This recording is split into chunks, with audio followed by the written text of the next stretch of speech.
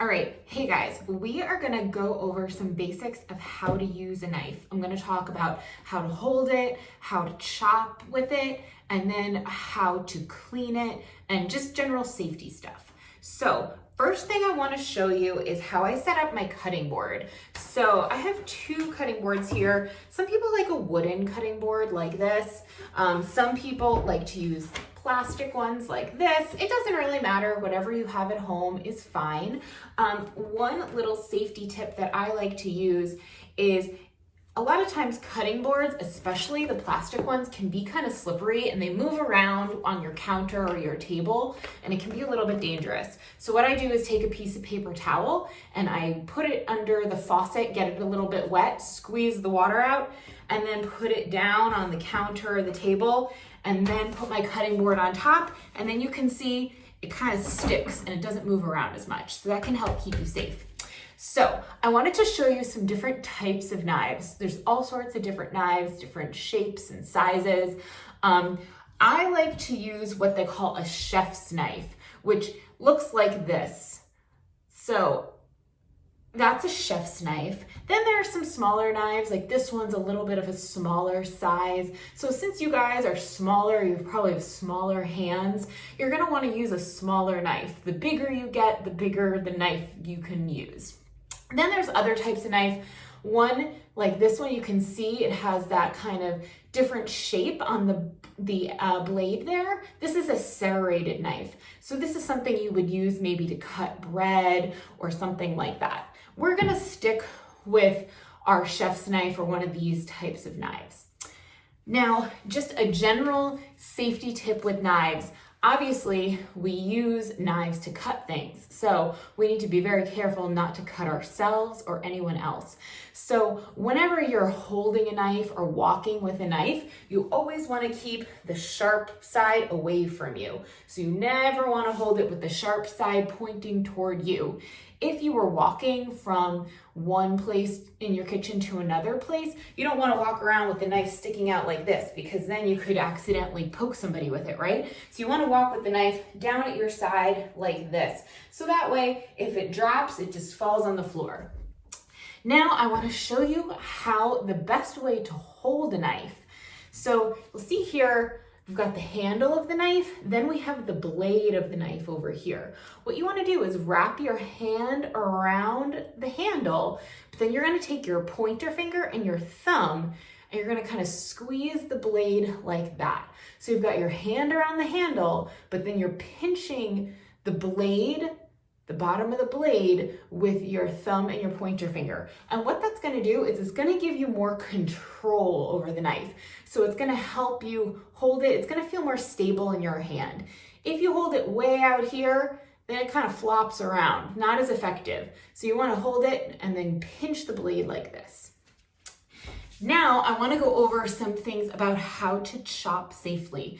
So I have a potato here, and a potato is obviously a round shape. So round things, they can kind of roll around, right? So that can be a little bit dangerous. So we want to make sure that whenever we're chopping anything round, that we make it flat first. So that way we're going to have a nice flat surface that's going to be stable for us. So that way it's not going to roll around and we're not going to cut ourselves. Another thing that we want to keep in mind when we're cutting is we want to use what we call the claw. And when you use the claw, you're going to make your fingers kind of like a claw like this. And that way your fingers aren't sticking out straight, because if they're sticking out straight, then there's more of a chance that we can actually cut ourselves, which again is something we definitely don't want to do. I grab the potato kind of like this and make a claw. So we're going to keep our hands like a claw, and we're going to turn this potato into a flat shape so that it doesn't roll around. So I'm going to keep my hands as a claw. I've got the knife holding onto the handle and pinch between my fingers, and I'm going to point the point of the knife down, and then I'm going to push down like that. And now we've got a nice flat side to the potato, so we can put that down on the cutting board, and then we can keep cutting. So I'm going to cut this into some cubes. So I'm again using the claw, point of the knife down and push down. And then I'm going to turn it over and I'm going to do the same thing one more time. like that. And then we're gonna go one more time. So knife, point knife down like that. And then we've got these nice little chunks like this.